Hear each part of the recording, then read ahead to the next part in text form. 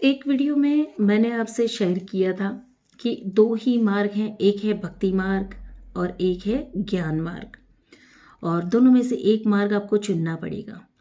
तो देखने जाए तो हमारे शास्त्रों में हमने समझा है कि कुछ और मार्ग भी हैं, जैसे कि कर्म मार्ग, भक्ति मार्ग, ज्ञान मार्ग, है ना, प्रेम मार्ग। ऐसे बहुत से और भी मार्ग हैं, पर देखने जाए तो मुख्य दो ही मार्ग हैं इस जर्नी को पार करने की।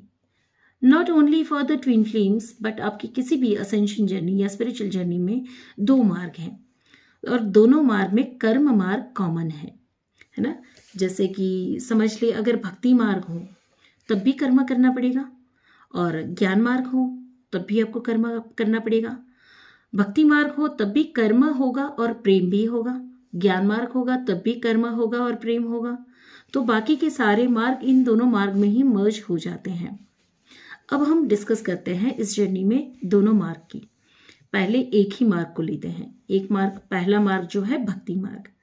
जो भी भक्ति मार्ग में है उनका ये सवाल भी होता है कि क्या हम भक्ति मार्ग पे चल रहे हैं तो क्या हमें ज्ञान प्राप्त नहीं करना पड़ेगा, अपने विकारों को दूर नहीं करना पड़ेगा, उसके बारे में कोई जानकारी नहीं लेनी पड़ेगी, या फिर हमें कुछ कर्म नहीं करना पड़ेगा।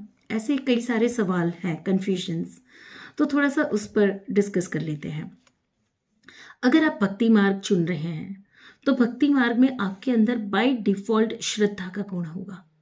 बाय डिफॉल्ट आप चाहे लड्डू गोपाल, चाहे कान्हा, चाहे किसी और गुरु, या जैसे साईं बाबा हो गए, किसी धर्म की बात नहीं करेंगे, किसी ईश्वर की बात नहीं करेंगे, पर मान लीजिए भक्ति मार्ग में आप किसी गुरु को समर्पित होंगे या किसी ईश्वर को समर्पित होंगे, किसी को भी अपने आगे ढाल बनाकर उसे समर्पित हो जाएंगे।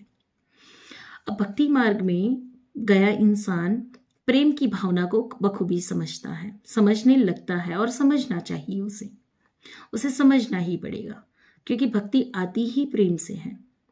मीरा को किसी और चीज का होश नहीं था, मीरा को किसी और चीज का ज्ञान भी नहीं था। उसे तो बस भजन आते थे, कृष्ण की भक्ति आती थी, कृष्ण को उसने पति मान लिया। बचपन से ही वो कृष्ण के प्यार में डूबी हुई, कृष्ण को ही अपनी छाती से लगाए घूम रही। तो बड़े होने के बाद उसका पति था, उसका परिवार था, कोई समाज, कोई मर्यादाएं, कोई सीमाएं उसे कभी आड़े नहीं आई, चाहे उस पर कितने जुल्म, कितने सितम उठाए गए, पर फिर भी उसने अपने कृष्ण प्रेम को अपने से अलग नहीं किया। ये उसका भक्ति मार्ग था। अब इसमें ज्ञान गौण हो गया, यहाँ पे ज्ञान गौण हो गया, क्योंकि जब एक साधक अपने आप को ईश्वर को समर्पित कर देता है तो उसके अज्ञान की जिम्मेदारी भी पर्टिकुलर उस ईश्वर की हो जाती है। या कोई एक साधक जब अपने आप को किसी गुरु के पैरों में समर्पित कर देता है तो उसके अच्छे बुरे सभी कर्मा की जिम्मेदारी उस गुरु की हो जाती है। अब यहाँ वो निर्दोष हो जाता है, तो यहाँ पे वो इंडिपेंडेंट डिसीजन नहीं लेता है। हर जगह पे ईश्वर को साक्षी रखकर या गुरु को साक्षी रखकर अपने अच्छे बुरे कर्म करता है। तो यहाँ पे गुरु करने वाले लोगों के लिए वो सारी जिम्मेदारी गुरु की हो जाती है। तो भक्ति मार्ग एक तरीके से देखे तो भक्ति मार्ग में सबसे पहला क्या आएगा? श्रद्धा आएगी, है ना। श्रद्धा जरूरी है कि जिसको भी आप मानते हैं, जिसको भी आप चुनते हैं, उस पर आप श्रद्धा रखो। श्रद्धा किस पर? तो कि आपने किसी ईश्वर को देखा या माना या पूजा, किसी गुरु को पूजा, तो आपके लिए वह ईश्वर, वह गुरु सत्य बन गए। उस सत्य पर श्रद्धा, जिसे आपने चुन लिया, उस सत्य पर श्रद्धा, तो वही आपके लिए जो भी माध्यम, साध्य और साधक का माध्यम जो है, आप साधक हैं तो आपका साध्य क्या बन गया? वो मूर्ति या वो गुरु, उनके चरण, है ना। अब यहाँ से आपकी जर्नी श्रद्धा से आता है आपका समर्पण। जिस सत्य को आपने मान लिया वहां पे श्रद्धा से आपका आ जाएगा समर्पण, और समर्पण आपके अंदर दैवीय गुणों को प्रकट करता है, जो है डिवोशन। यानी कि आप कंप्लीटली लव, प्रेम में चले जाएंगे, डिवोटी बन जाएंगे, डिवोशन में चले जाएंगे, आपकी नैया पार लगेगी। यानी पार नहीं भी लगती है तो आपके अंदर ये भाव होंगे कि अब तू पार लगाए या ना लगाए, तू मारे या जिंदा रखे, सब कुछ तेरे हाथ में, और आप निश्चिंत हो जाते हैं। कर्म करते हैं ये भूल में मत रहिएगा कि भक्ति मार्ग में पड़ा हुआ व्यक्ति कर्म नहीं करता। मीराबाई ने भजन गाए थे, ये भजन उनका पर्पस था, लाइफ पर्पस। उनके गाए हुए भजन आज भी लोगों को भक्ति करने पे प्रेरित करते हैं। दैट वॉज हर कर्मा, ये उन्होंने किए थे। यहाँ तक कि उन्हें जहर दिया गया तब भी उन्होंने कृष्ण प्रेम में उस जहर को भी स्वीकार करके पी लिया। तो भक्ति मार्ग में पड़ा इंसान अपने जीवन में आने वाले दुख और सुख के लिए ईश्वर को समर्पित हो जाता है, और इस हद तक समर्पित होता है कि ईश्वर को उसकी जान बचाने, उसकी रक्षा करने भी आना पड़ता है। यानी कि भक्त ईश्वर की परीक्षा भी ले सकता है, भक्त ईश्वर को ललकार भी सकता है, भक्त ईश्वर को 2 सवाल पूछ भी सकता है कि ऐसा क्यों, उसे लड़ भी सकता है कि क्यों तूने ऐसा किया, जवाब दो। तो ये भक्ति मार्ग ईश्वर के साथ के अधिकार से भी जुड़ा हुआ है। बड़ा प्यारा है भक्ति मार्ग, पर जरूरी नहीं कि हर कोई भक्ति मार्ग पर चलेगा। तो एक मार्ग जो मैंने आपसे शेयर किया कि जो व्यक्ति भक्ति मार्ग पर है वो किसी मूर्ति या किसी गुरु को पूर्ण रूप से, पूर्ण श्रद्धा से समर्पित हो जाएगा। यानी कि उसके लिए परम सत्य क्या है, वो ईश्वर या वो गुरु। और समर्पण प्रेम से होगा, और प्रेम होगा तो डिवोशन आएगा। पूर्ण समर्पण के साथ जो एक व्यक्ति अपने आप को समर्पित कर देता है, अपने जीवन को दांव पे लगा देता है, सब कुछ न्यौछावर कर देता है, उसे हम कहेंगे डिवोशन।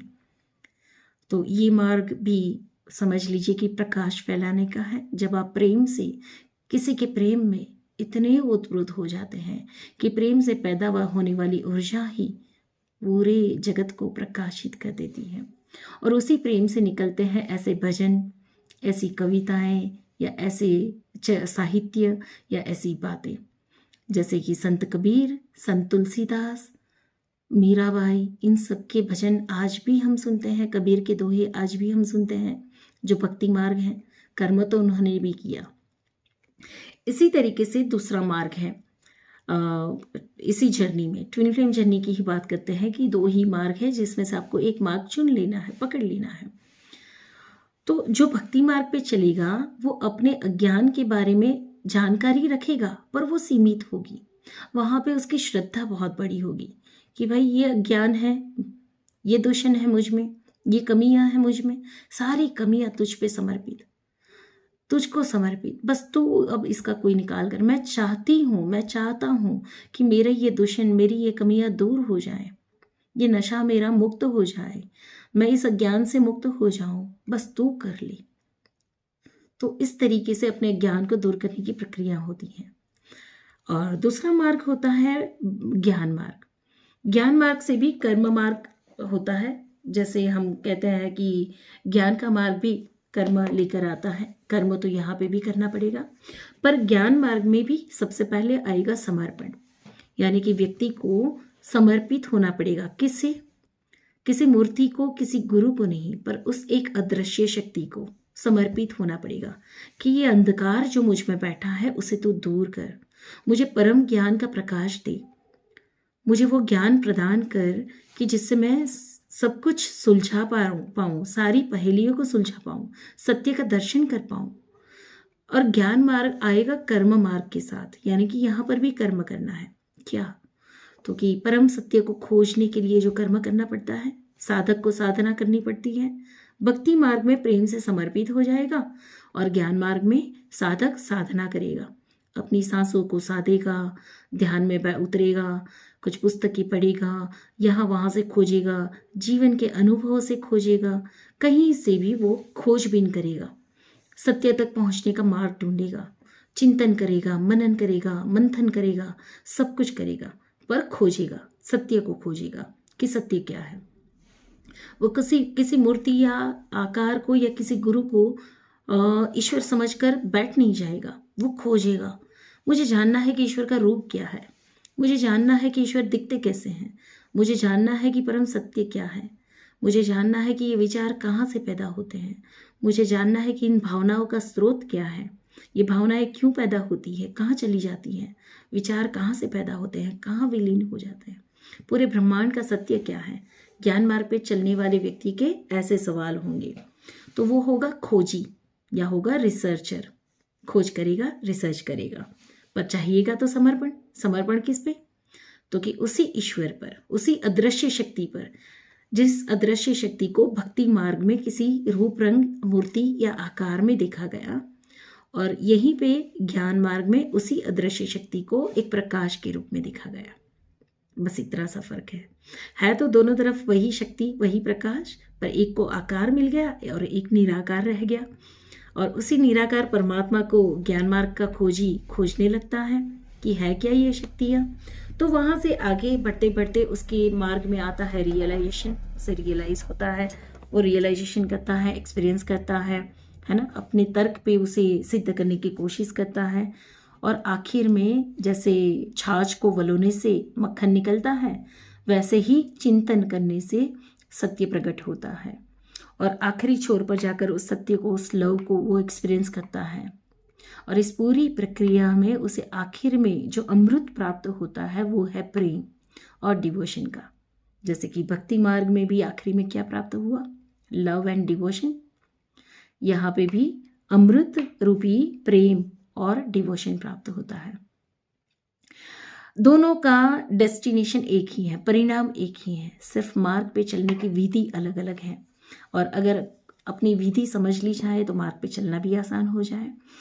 और आखिर में क्या रह जाता है, जब अमृत निकला, दोनों मार्ग से अमृत मिलेगा। आखिरी में अमृत जो है वो प्रेम है और डिवोशन है। असली में अमृत क्या है, संजीवनी, शाश्वत क्या है, प्रेम, जो अमर है, शाश्वत है, ना नष्ट होने वाला है, वो है प्रेम। तो दोनों में जब भक्ति मार्ग में चलने वाले को आखिरी में लव और डिवोशन, अमृत मिल जाता है, तो उससे भी क्या होती है, जगत की सेवा, चाहे भजन से, दोहों से, चाहे अपने शरीर से, किसी भी रूप से सेवा। साईं बाबा ने क्या किया, पूरी जिंदगी भर वही भक्ति मार्ग पे चलते चलते सबका मालिक एक, सबका मालिक एक, पर आखिरी में जो अमृत निकला, प्रेम और डिवोशन, क्या किया, लोगों के बीच में बैठकर भी सबके दुख दूर किए। सेवा, तो सेवा किसी भी रूप में हो सकती है, चाहे भजन गाकर, चाहे शरीर से सेवा कर कर, चाहे किसी को साथ देकर, किसी भी तरीके से, कविताएं गाकर, दोहे गाकर, है ना, कुछ छंद रचनाएं करके, कुछ साहित्य लिखकर, किसी भी तरीके से डिवोशन सेवा के रूप में आता है, प्रेम बढ़ता है। यही वो अमृत है जो जगत को बांटते हैं हम। और इसी तरीके से ज्ञान मार्ग से निकला हुआ जो अमृत है वो भी सर्विस, जैसे कि ज्ञान से जो प्रकाश हम फैलाते हैं, वो प्रकाश हम सारे जगत को ज्ञान बांटते हैं और उसी प्रेम से लोगों को प्रकाशित करते हैं। तो ये भी एक डिवोशन है, वो भी एक प्रेम है। मार्ग दोनों सरल हैं, हर एक के अंदर ये चॉइस है, उसे पता है हर एक व्यक्ति को कि उसका भक्ति मार्ग है या ज्ञान मार्ग है। मेरा ज्ञान मार्ग है। हमेशा मेरे अंदर प्रश्न रहे, ईश्वर, जिस ईश्वर की आप पूजा करते जा रहे हो, मैं पूजा के विरोध में नहीं हूँ, पर क्यों कर रहे हो, किसकी कर रहे हो। सोल कॉन्शियसनेस में एंटर होने से पहले मुझे जानना था, हमेशा जानना था कि ये ईश्वर है क्या, कैसे दिखते हैं, क्या वो दिखते भी है कि नहीं। कोई कहता है परमात्मा है, कोई कहता है परमात्मा नहीं है, कोई कहता है आकार रूप रंग वाले परमात्मा है, कोई कहता है निराकार परमात्मा है। सत्य क्या है। और ज्ञान मार्ग पे चलते चलते मैंने बहुत से सत्य को उजागर किया, बहुत से सत्य को, बहुत सारे मार्ग देखे मैंने। भक्ति मार्ग से भी वहाँ पहुँचा जाता है, ये भी देखा, और ज्ञान मार्ग से भी वहीं पहुँचा जाता है, ये भी देखा।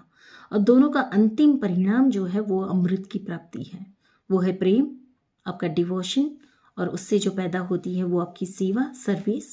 दोनों से कर्म तो वही होता है। तो धन्यवाद, ऐसे ही विषयों को आपके साथ शेयर करते रहेंगे। बने रहिए, तब तक मिलते हैं फिर।